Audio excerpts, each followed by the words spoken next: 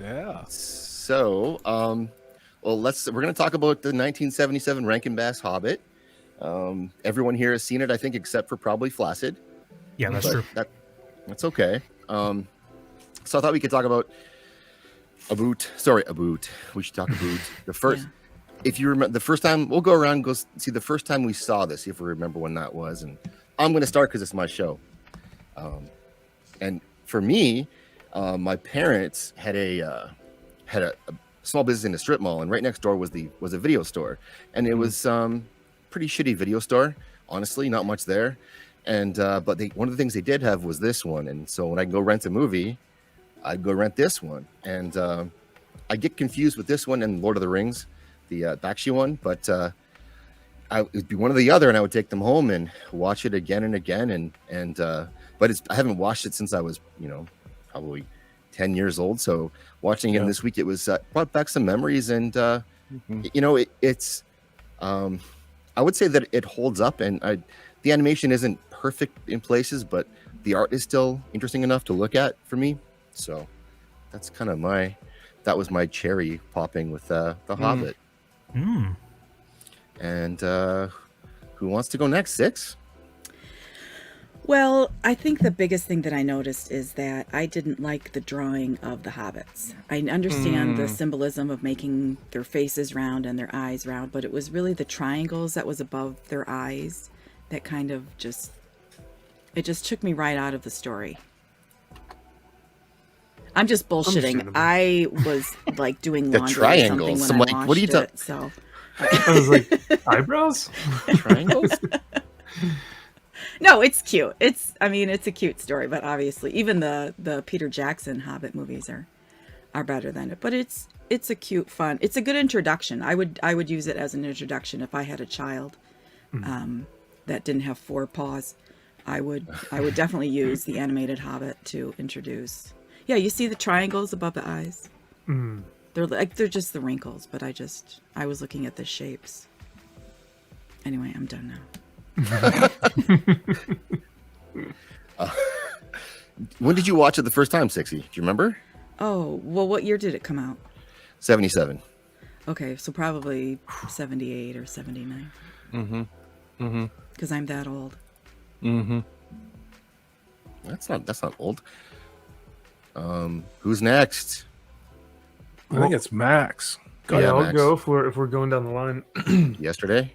This was I got the notification to be on the stream. I think was it yesterday or today? I forgot. Today. Yeah, the days kind of go like this. So I didn't get to watch it today, but I think the last time I saw this was honestly when I was a kid, so I don't remember much about it.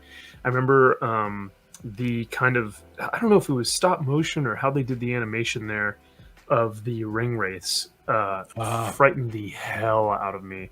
I don't know what it was, but for whatever that animation style was that they did, I was just like, I didn't know what I was seeing, But for the most part, I think, like you said, Six, it was like a good introduction. I didn't really know what it was, had never heard of it before. And then as I got older, I realized what I was watching when I was watching PJ's, artistry come to life.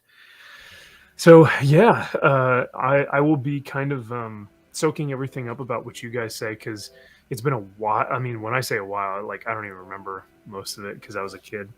But, talking Tolkien is always a good time. Yeah. Awesome. So then I have a question now for Flaccid, because I know he hasn't really watched it. I've seen like little bits of it. And anytime I saw it, it looked so cringe. Oh, look at this. It's so gross. Listen, me and Max, I think, are pretty close to the same age. We grew up in the era of the Disney Renaissance, where you had top of the tier animation. So then when you go from that to like watching The Lion King or Aladdin to like this shit tier, come on, guys. This is gross. This is so gross. And then by the time I even could get interested enough in it, Peter Jackson's movies are coming out, and this is just like huge slap in the face to like, I don't know. It just looks so bad.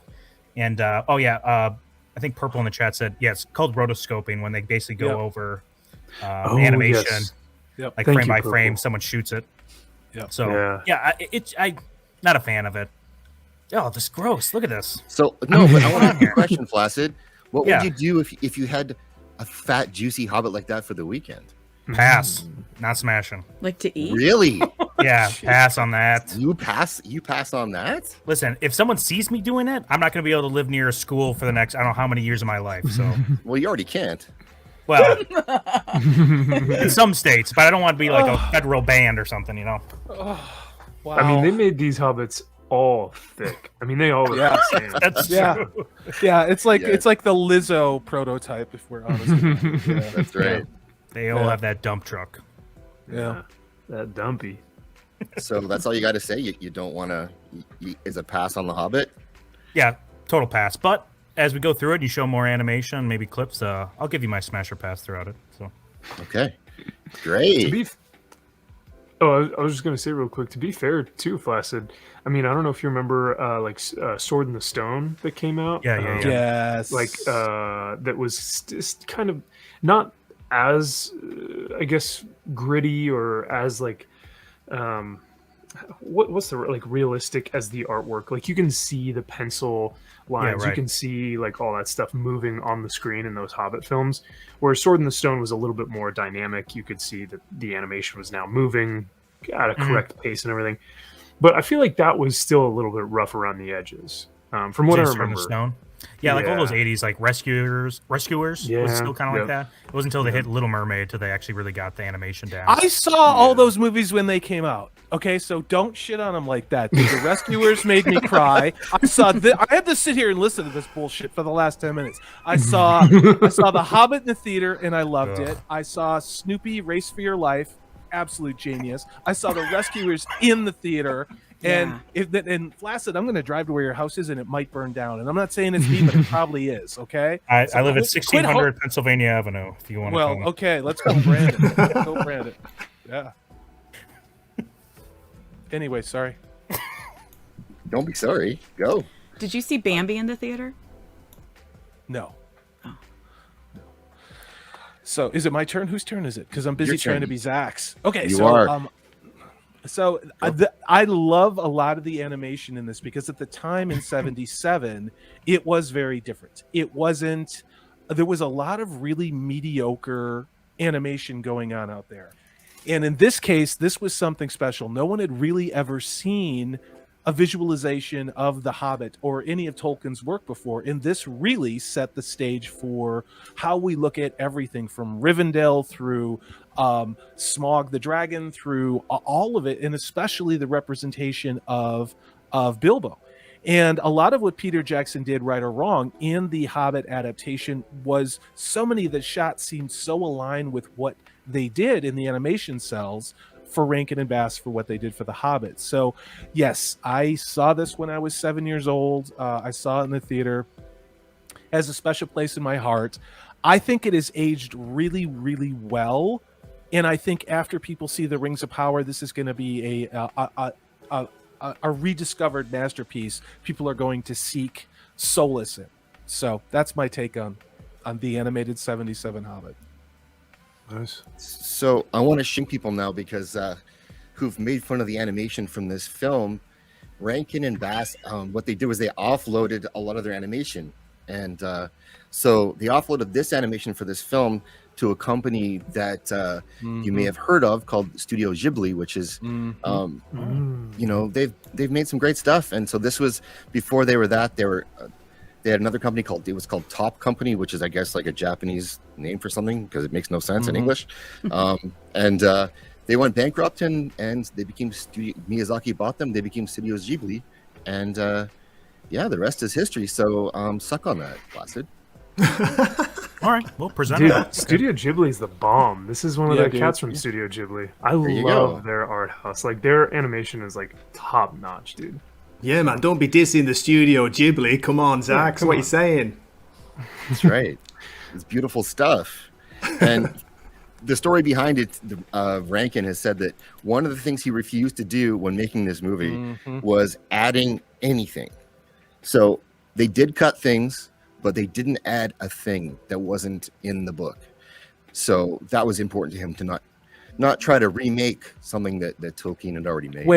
Wait a minute. Why didn't Rankin and Bass write the novel that Tolkien couldn't write in '77? Why did it take until 2022 for Payne and McKay to write the book that Tolkien couldn't write? Of course, I'm kidding. But Because If I had to Tolkien's a guess, racist, I would say Tolkien. they're well, of They're- course, they weren't dude, white of enough. course. Okay, probably. Yeah. Ooh. yeah, that would be my guess. Yeah, because Payne and McKay are you don't get much more white than that. That's true. Guarantee they can't dance. I'm so white. I glow in the dark. I do too. So, but Six, I feel like you'd be like Mrs. Fantastic, Invisible Woman. You're just almost like, see-through. Invisible? Yeah. See I'm the Not that whitest. skinny. I totally have my eating disorder under control. When you turn to the side, I can't see you. I don't know where you live. Just No, What- the TNA sticks out. yeah. The most important. What was I part. talking? I was talking. I got totally distracted. By Come on, that. Grandpa, sort yourself out. Yeah. Oh, Time to go to bed. I'm gonna jack your Japanese ass out of here, dude. No, what I wanted to do was take a look at what they did with the Wood Elves. So this would be the elves in Rivendell when they go to see Elrond. So they made a lot of interesting stylistic choices from an animation perspective. And then of course also look at the size of the dwarves relative to the elves. But there's some, I wouldn't say controversial takes that were made on this, but certainly something we hadn't seen before. So I just wanted to drop that in there. That was a beautiful analysis, Salty, and I want to counter that with saying that this looks like a circle jerk. Well, Is that a positive or negative thing? I don't know. yeah, I don't. I'm into it would- now. At first, I was really off put by it, but now I'm Yeah. interested. Yeah. I'm not judging your lifestyle. I'm just saying, boy, you choose some ugly, skinny, blonde-haired men. That's all I'm going to say. so Yeah. Thad Awful. is slinging facts in the chat. Yeah, of course he does. That's what we bring him here for. Ralph Bakshi actually hated the animated Hobbit from Rankin and Bass. Yeah. So I guess there was heat there between him and the Rankin Bass peeps, and they probably threw down, 70s style in the street, some cocaine. I don't know. Probably. Cocaine. What? See, look at this. This looks so gross. I don't know how any of you guys like this. Yeah. I Sorry, definitely we should put think it- it's. I actually like that image. I was going to say the one image one of my that, favorites. that she likes. It's a guy holding his sword out. And it's his But big it glowing sword out. Yeah, exactly. The glowing sword. Sounds good to me. Yeah. Zax, I'm sorry, mate. I've just got to say, I think I've made a huge mistake. I thought this was going to be a discussion of Braveheart. I think I've come to the wrong live stream, so No, I you think came the right I'm one. going to have to leave. Sorry about that. Oh no, you're in the right place if you want to talk Braveheart.